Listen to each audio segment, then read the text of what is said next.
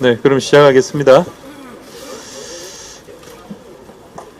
네, 이재명 당대표의 속개 선언으로 더불어민주당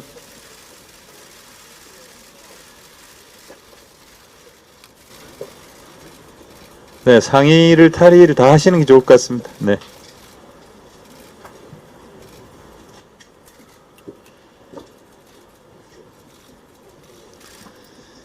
이재명 당대표의 속개 선언으로 더불어민주당 제154차 최고위원회의를 속개하겠습니다. 네, 조금 어수선한 상황이긴 한데 최고위원회의를 이 현장에서 하게 됐습니다. 회의를 속개합니다. 먼저 이재명 당대표의 모두 발언이 있겠습니다. 네, 저의 단식 때문에 어제 많은 분들이 이곳을 찾아주셨는데 꼭 이렇게 해야 되느냐 이런 말씀들이 많았습니다. 저의 대답은 그렇습니다. 이거 외에는 할 수 있는 게 없다. 지금 정권의 퇴행과 폭주 그리고 민생 포기 국정 포기 상태를 도저히 용납할 수는 없는데 이 일방적인 폭력적인 행태를 도저히 그대로 묵과할 수는 없지만 막을 다른 방법도 없다.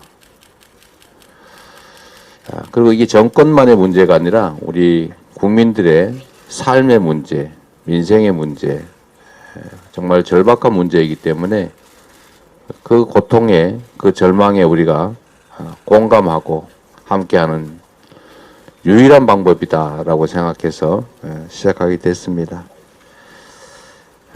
조금이라도 퇴행이 좀 완화되고 정상적인 국정으로 돌아갈 수 있다면 할 수 있는 무슨 일이든지 다 하겠다는 말씀을 다시 한번 드립니다.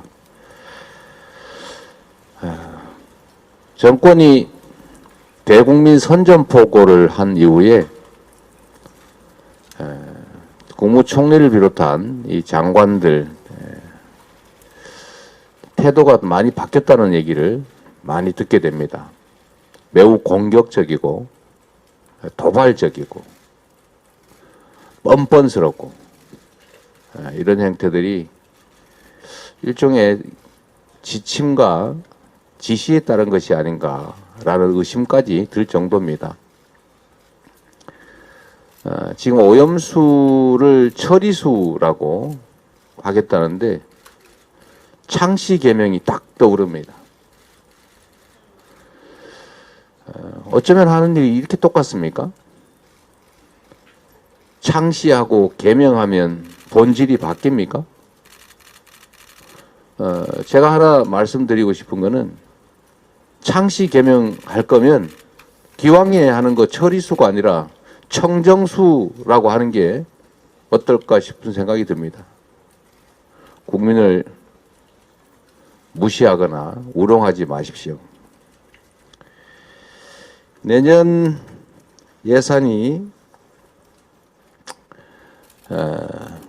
지금 발표됐는데 R&D 예산 축소뿐만이 아니라 청년 관련 예산들도 대폭 삭감됐습니다. 오늘 아침 보고에 의하면 우리나라 합계 출산율이 드디어 0.7 이하로 0.6대로 떨어지지 않을까 그런 예상이 있었습니다. 나라가 어떻게 되겠습니까?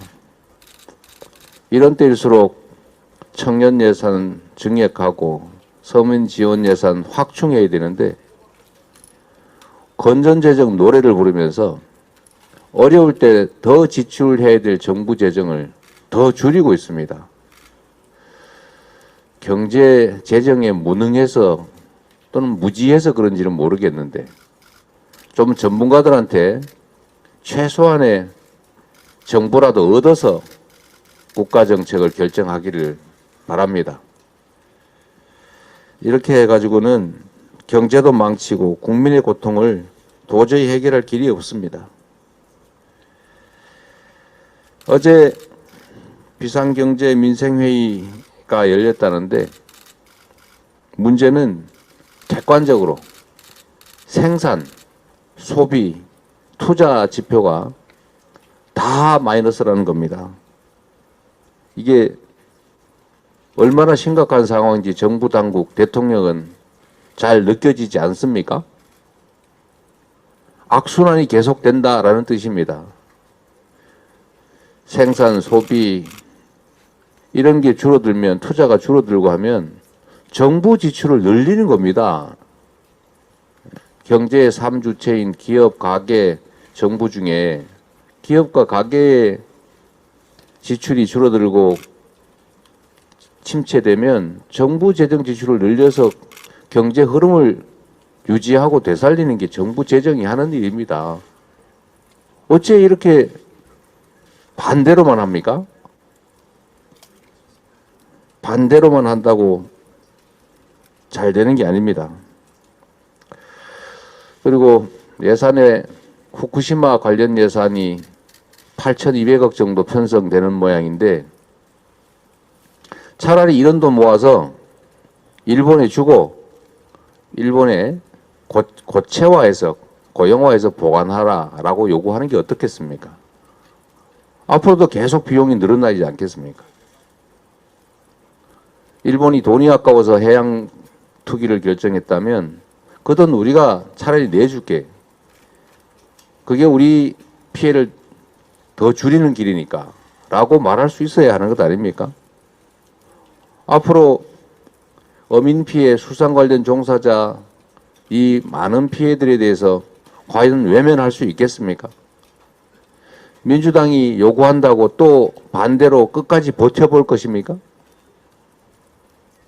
결국은 또 상당한 지원 비용이 필요할 텐데 그 비용들의 극히 일부만 해도 일본에 보관이 가능합니다. 대통령은 그리고 정부 여당은 민생을 중심으로 국익을 중심으로 판단하고 행동해야 합니다. 지금처럼 정략적인 목적으로 자신의 반대하는 모든 세력을 반국가 세력으로 공산당으로 몰고 다 제거하려고 하는 것은 이것은 정치가 아니라 전쟁입니다.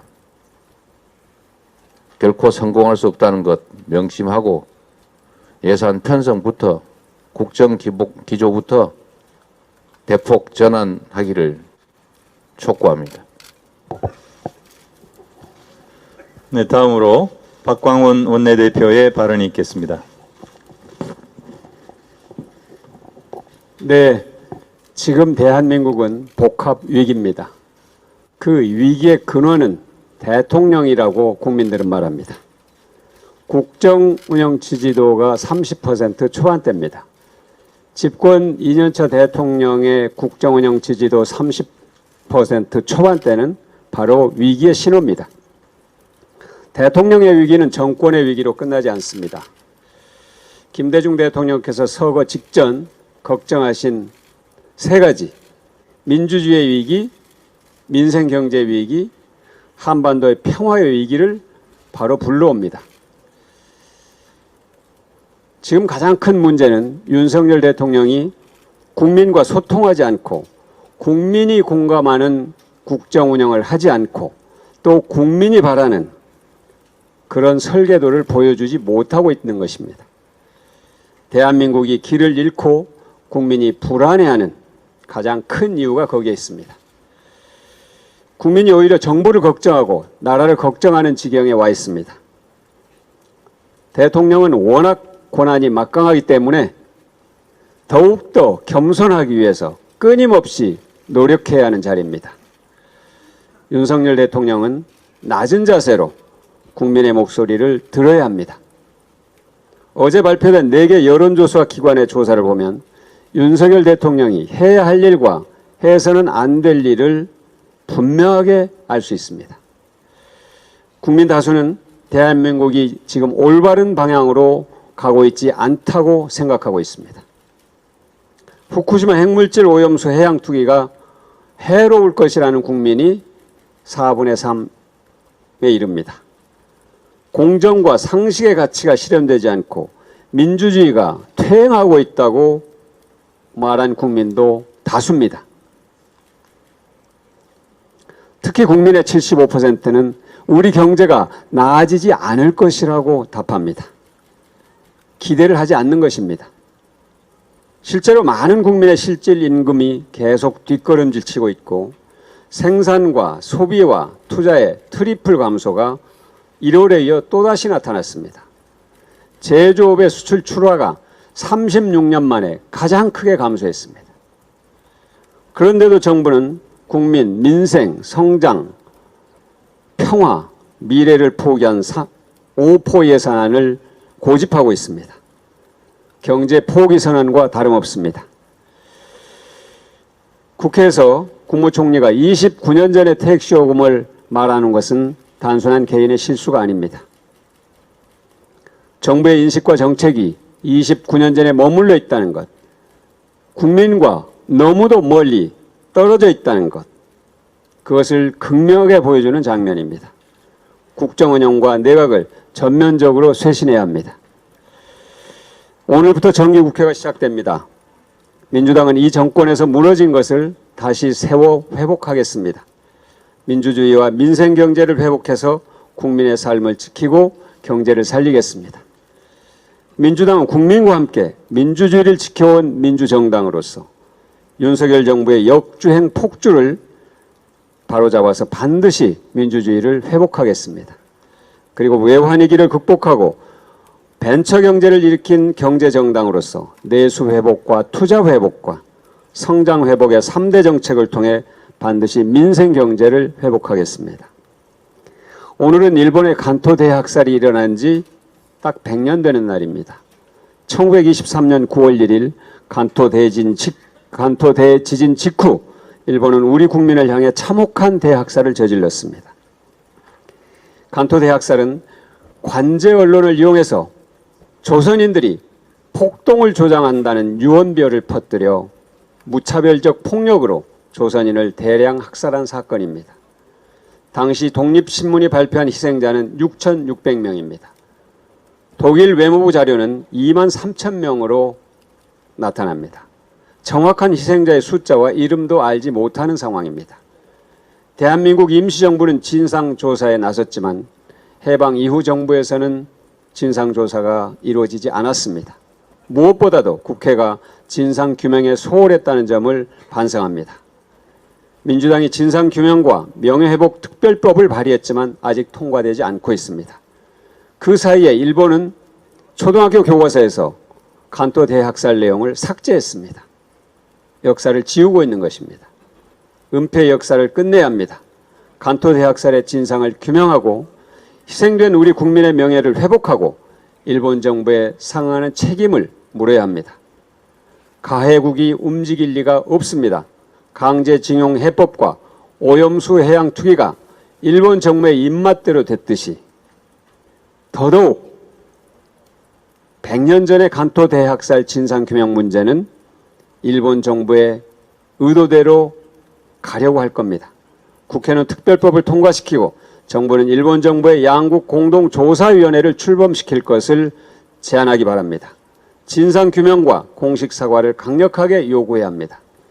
우리 정부가 억울하게 숨진 우리 국민의 한을 짓밟아서는 안 됩니다.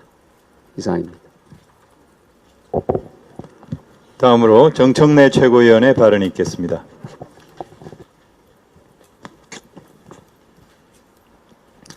홍범도 장군, 그는 누구인가? 1868년 머슴의 아들로 태어나 그 또한 머슴살이를 하다가 총을 잘 쏘는 명포수로 먼 거리에서 유리병의 입구를 통과해 병의 바닥을 관통시키는 실력을 갖춘 명포수로 유명했습니다. 1895년 을미사변 후 의병으로 활동하다가 일제의 총포 기와리오 단속으로 사냥을 그만두고 이총으로 외놈들을 사냥하겠다고 다짐하고 항일 무장투쟁에 헌신, 독립운동가의 길을 걷게 되었습니다. 홍범도 장군은 항일 무장투쟁, 독립운동가의 지도자요 상징이었습니다. 홍범도 장군은 최대 600명에서 700명 사이의 의병대를 이끌고 유격전을 벌였고, 이 시기 일본 헌병과 일본 정규군을 상대로 크고 작은 37회의 전투를 벌였다고 합니다. 1908년 일제에 체포된 아내 이옥구 여사가 모진 고문으로 옥사했는데 남편에게 귀순을 권하는 편지를 쓰라는 협박에 굴하지 않고, 내가 그런 글을 쓰더라도 영웅호걸인 그는 듣지 않을 것이다. 너희는 나더러 시킬 것이 아니라 너희 맘대로 해라. 나는 죽어도 안 쓴다고 끝까지 버텼다고 합니다. 한 달 후 장남 홍양순도, 함경남도 정평배기 전투에서 아버지와 함께 싸우다가 전사했습니다. 차남 홍용환도 홍범도 장군과 함께 연해주로 이주하여 의병 활동을 활발히 펼치다가 결핵으로 병사했습니다. 우리 독립운동사에 1920년 홍 장군은 봉오동 전투에서 빛나는 승리를 이끌었고 청산리 전투에도 참가해 혁혁한 공헌을 했습니다. 봉오동 전투, 청산리 전투에서 대패한 일제는 대한독립군에 대한 대대적인 토벌과 복수전을 기획했고, 독립운동가들은 이를 피해 무장을 하고 소련의 스바보드니 자유시로 이동했습니다. 1700여 명의 무장 군인들이 들어오자 소련은 무기를 반납하라고 했고, 반납파와 반대파의 갈등이 발생했습니다. 자유시 참변이 발생했을 때 홍범도 장군은 현장에 있지도 않았고, 무기 반납 반대파에 서 있지도 않았고, 오히려 동분서주 수습하기에 힘썼다고 알려져 있습니다. 분명한 것은 자유시 참변과 아무런 관계가 없다는 점입니다.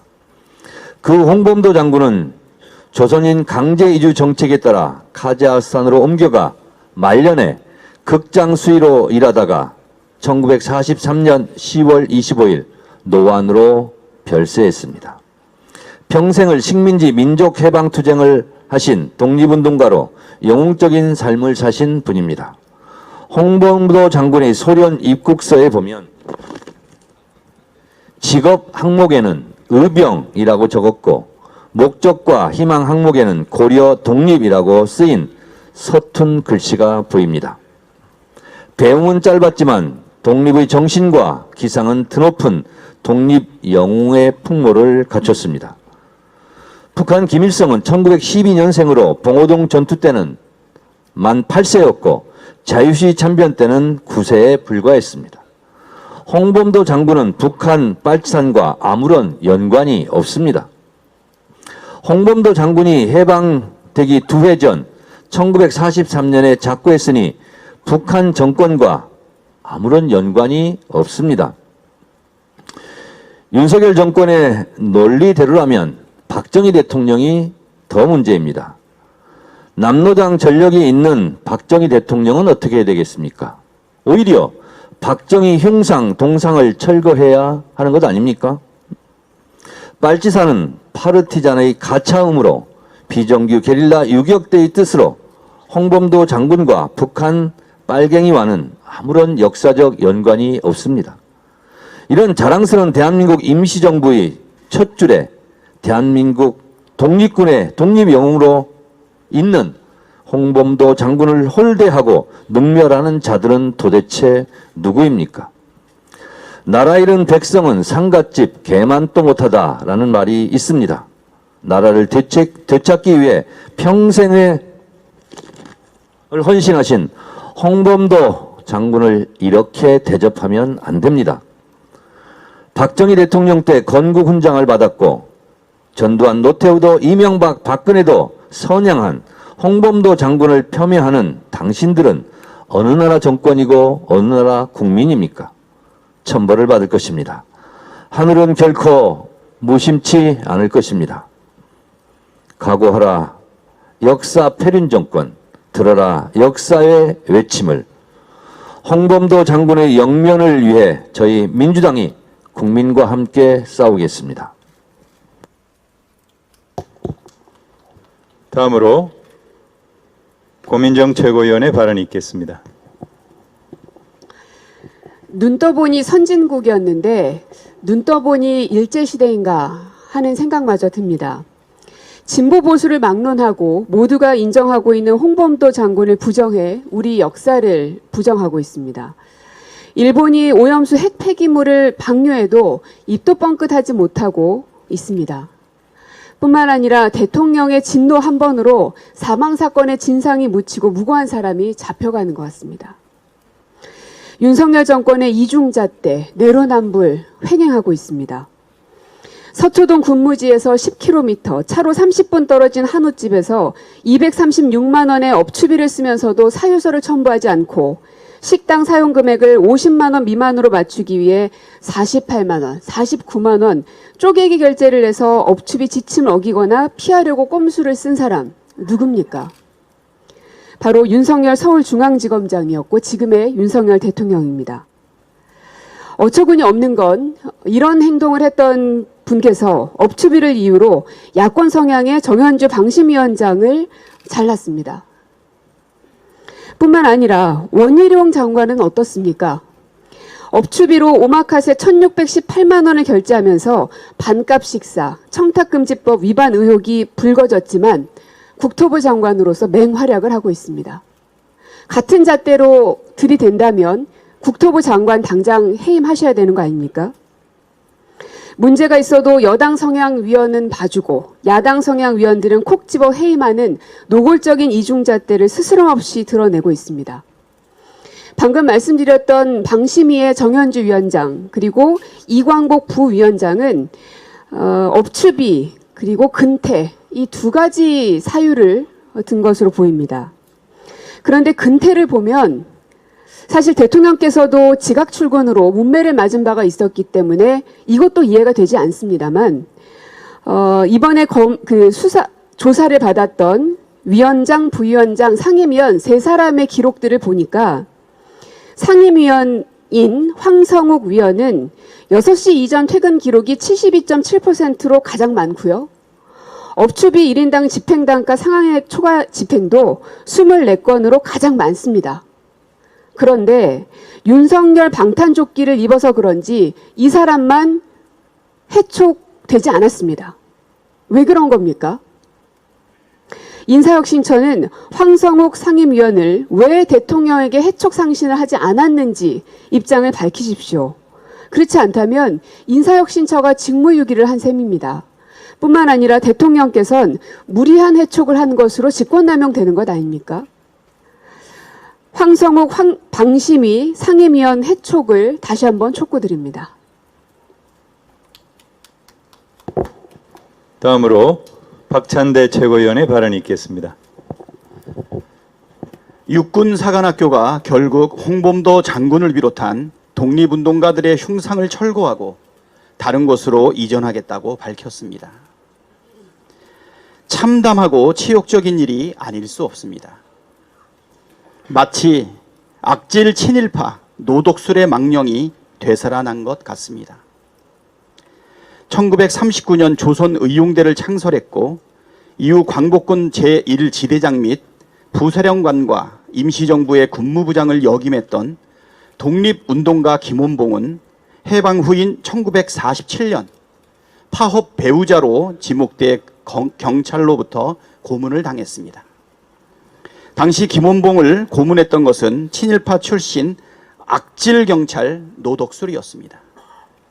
노덕술은 모두가 아는 것처럼 일제강점기 독립운동가들을 체포, 고문, 살해한 악질 친일파로 해방 후 미군정 경찰로 변신해 독립운동가들을 체포하고 고문한 악질 중에 악질입니다. 이후 김원봉은 의열단 동료 유석현 선생을 찾아가 이렇게 한탄을 했다고 합니다. 내가 조국 광복을 위해 중국에서 일본놈과 싸울 때도 한 번도 이런 수모를 당한 일이 없는데 해방된 조국에서 악질 친일파 경찰 손에 의해 수갑을 차다니 이럴 수가 있어? 2023년 대한민국에서 다시 독립운동가에 대한 고문이 자행되고 있습니다. 독립운동가들의 흉상을 강제로 철거하려는 윤석열 정부의 행태는 친일경찰 노독술이 독립운동가 김원봉을 고문하는 것과 하나도 다르지 않습니다. 빼앗긴 나라를 되찾기 위해 싸운 사람은 범죄자 취급하고 나라를 강제로 빼앗은 적국에 적극 부역하는 자가 득세하는 나라가 정상적인 나라입니까?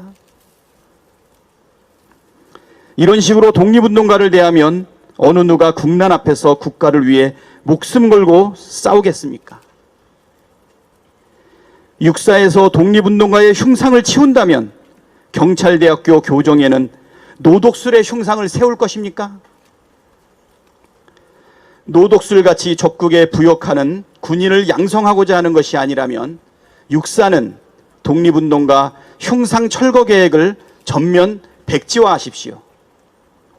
그리고 독립운동가들을 욕보이고 헌법 정신을 유린한 일련의 행위에 대해 국민께 무릎 꿇고 사죄하기를 바랍니다. 국민은 묻습니다. 왜 육사에서 역사전쟁을 한단 말입니까? 독립전쟁 역사를 부인하고 어떻게 대한민국을 지킬 수 있는 사관을 키울 수 있단 말입니까?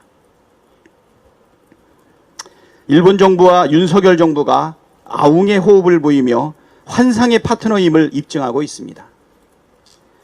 후쿠시마 원전 핵 오염수가 안전하다는 홍보부터 오염수 용어를 처리수로 바꿔야 한다는 주장에 먹방까지 아주 이신전심의 찰떡궁합을 보여주고 있습니다. 윤석열 정부와 일본 정부의 환상의 호흡에 우리 국민은 환장할 노릇입니다. 오염수를 처리수라고 부르면 핵 오염수가 갑자기 삼다수라도 된답니까? 그렇게 안전하고 깨끗하면 그냥 마시면 되지 못하러 바다에 버립니까? 후쿠시마 핵 오염수를 대하는 일본 윤석열 정부의 태도는 다시 하겠습니다. 후쿠시마 핵 오염수를 대하는 윤석열 정부의 태도는 하나부터 열까지 상식적이지 않습니다. 잘못은 일본 정부가 저질렀는데 그 뒷수습은 왜 우리 정부가 해야 하고 피해는 왜 우리 국민이 감당해야 하는 것인지 모르겠습니다. 100번 양보해서 우리 나라가 얻는 국익이 있다면 또 모를까? 아무리 눈을 씻고 찾아보려 해도 우리가 얻는 국익은 털끝만큼도 보이질 않습니다. 국민을 배신하고 국익은 내던지고 오직 관심 있는 거라곤 일본의 이익을 챙겨주는 것밖에 없습니다. 일본 독교 전략이 정직하지 못하다는 것은 이미 여러 차례 입증된 바 있는데도 무조건 독교 전략 발표만 믿으라고 강요하고 있습니다. 아무런 의심 없이 무조건 믿으라는 태도는 과학이 아닙니다. 미신 혹은 사이비 종교입니다. 윤석열 정부는 지금이라도 비과학 맹신에서 깨어나길 바랍니다. 국민의 뜻을 받들어 핵 오염수 방류 중단에 적극 나서기를 거듭 촉구합니다.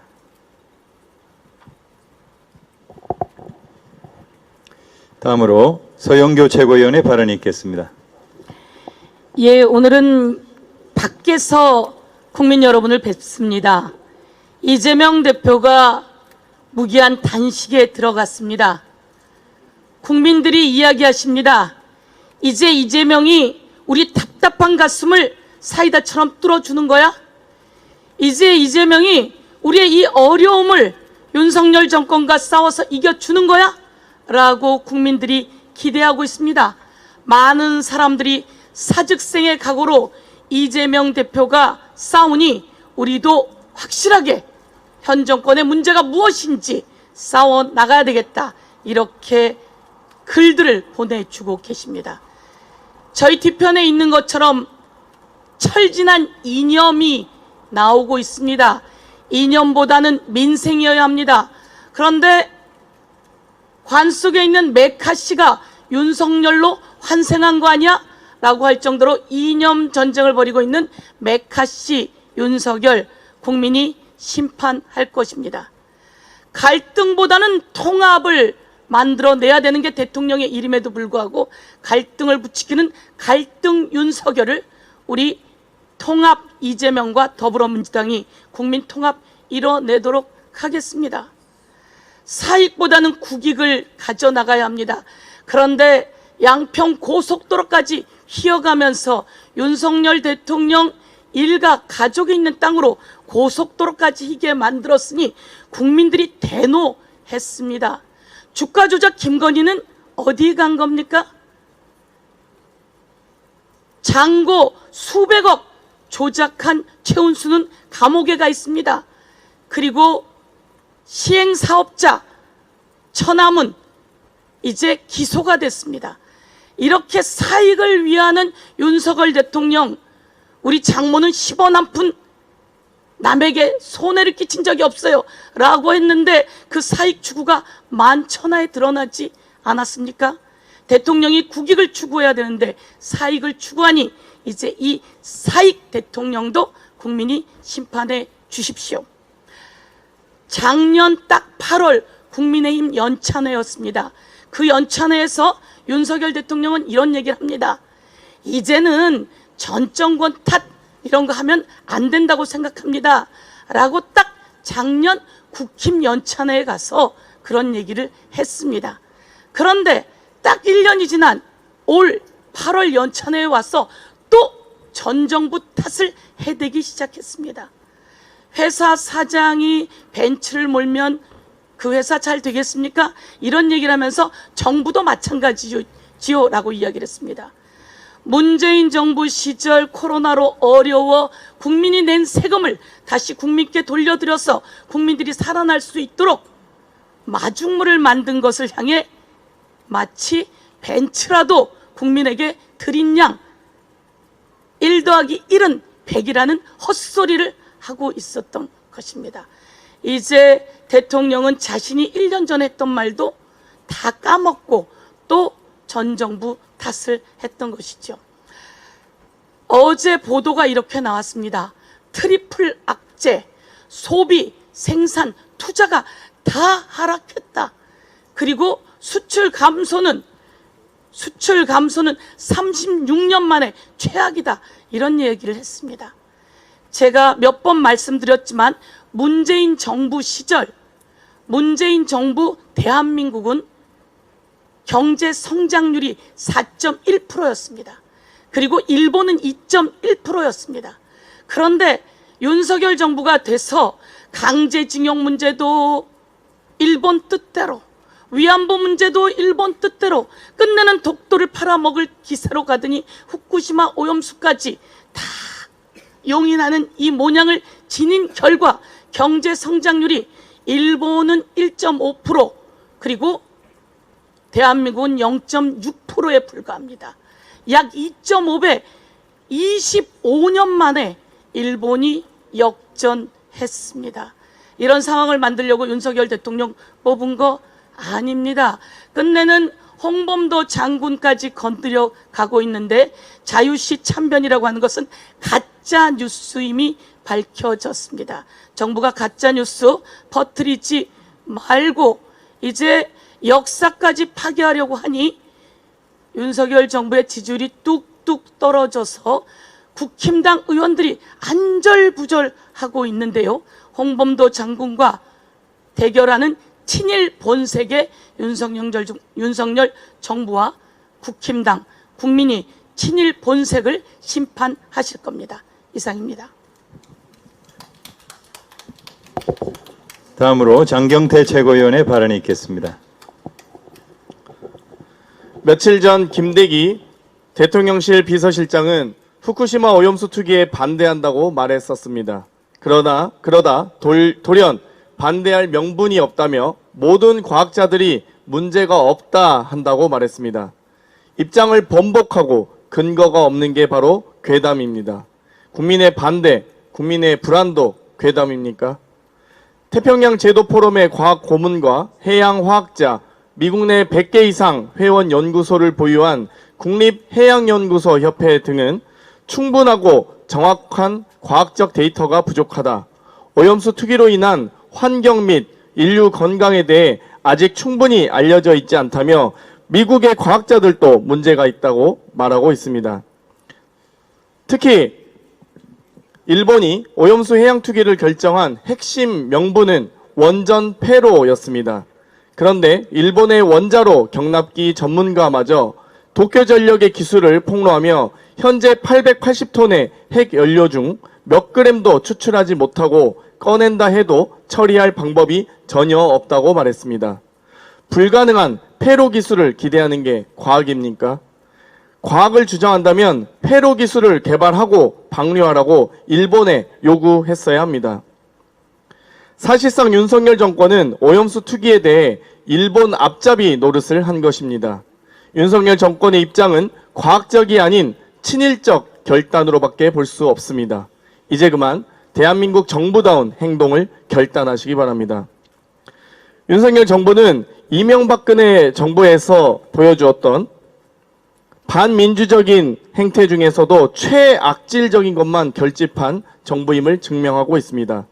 이것도 부족했는지 최근 대통령은 오직 국민과 싸우겠다고 하는 의지만 투철해 보입니다. 국민의 목소리는 듣지 않아도 뚜렷한 국정 철학도 없어도 나의 철학과 방향만 따르라며 국민을 협박하고 있습니다.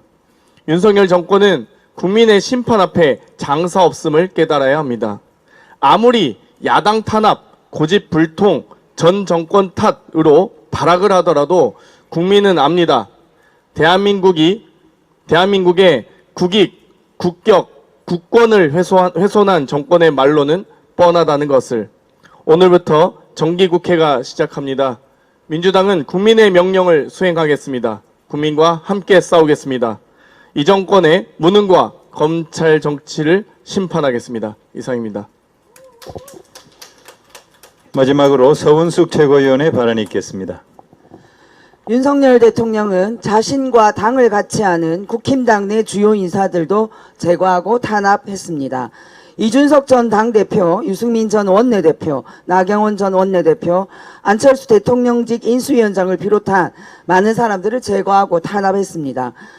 윤석열 대통령에게 탄압당한 국힘당 인사들은 방송 인터뷰 등을 통해서 윤석열 대통령의 비민주적 행태와 실정을 비판합니다. 윤석열 대통령에게 당하고 쫓겨난 국힘당 분들은 자신들이 겪은 일들이 불공정했고 억울했다고 주장합니다. 그러면서도 민주당과 이재명 대표는 무슨 큰 비리가 있어서 윤석열 정권 검찰에게 수사당하고 있는 것처럼 말합니다. 사실 저는 그분들에게 묻고 말하고 싶습니다. 윤석열 대통령이 같은 당에 있는 여러분들도 탄압하고 제거하는데 상대당 이재명 대표를 탄압하지 않을 사람입니까? 여러분이 당하면 탄압이고 이재명 대표가 당하면 공정입니까? 여러분들을 탄압하는 윤석열 대통령의 비민주적 행위만 비판하지 마시고 취임 1년 반 동안 정치 검찰을 동원하여 야당 대표 제거와 야당 파괴에 올인하는 윤석열 대통령의 행태도 비판하는 용기를 보여주십시오. 오죽하면 제가 그분들에게 이런 말을 하고 싶은 심정입니다. 민주당 동지 여러분, 윤석열 대통령이 무슨 짓을 하고 있습니까? 일본의 핵폐수 해양투기 테러에 적극 협조하면서 국민의 생명과 안전을 팔아먹고 있습니다. 이태원 참사, 오송 지하차도 참사로 주권자인 국민을 죽게 하고도 반성하고 사과하지 않습니다. 사건의 진실을 은폐하고 있습니다. 국가의 부름에 응했다가 억울하게 사망한 최수근 상병 사건의 진실을 국가 권력을 동원해서 은폐하려 하고 있습니다. 서울 양평 고속도로 종점이 느닷없이 대통령 처가 땅 쪽으로 바뀌었습니다. 야당이 의혹을 제기하자 오히려 화를 내면서 백지화를 선언합니다. 독립영웅 홍범도 장군을 공산당으로 매도하며 육사에 있는 홍범도 흉상 철거를 결정했습니다. 윤석열 대통령은 3.1운동과 임시정부의 법통을 계승한 대한민국의 헌법을 유린하고 시행령 통치와 거부권을 통하여 국회를 무시하고 있습니다. 법원 판결을 무시하고 대법원 판결 3개월도 안 된 범죄자에게 사면 복권을 선물하며 사법부를 능멸했습니다. 이 땅의 민주주의가 무너지고 있습니다. 민주공화국의 헌정 질서가 파괴되고 있습니다. 이런 짓을 하는 윤석열 정권의 정치검찰이 이재명 당대표 수사만 공정하게 할 것이라고 믿는 것은 동화 같은 이야기, 환타지, 소설 같은 생각일 것입니다. 사법 리스크가 아니라 사법 스토킹이라고 강조하여 말씀드립니다. 윤석열 정권의 야당 파괴 공작과 야당 분열 공작에 맞서서 민주당이 단결하여 싸워야 합니다. 민주당이 단결할 때만이 무너지는 민주공화국의 헌정 질서를 지킬 수 있습니다. 행동하는 양심으로 깨어있는 시민들의 손을 잡고 함께 싸웁시다. 독재자를 앞에 두고 싸우지 않는 것은 민주주의의 길이 아닙니다. 민주당의 길이 아닙니다. 네, 발언을 모두 마쳤습니다. 당대표께서 회의를 폐회하시겠습니다. 네, 험한 환경이긴 하지만 우리 최고위원님 말씀 잘 들었습니다. 회의를 종료합니다.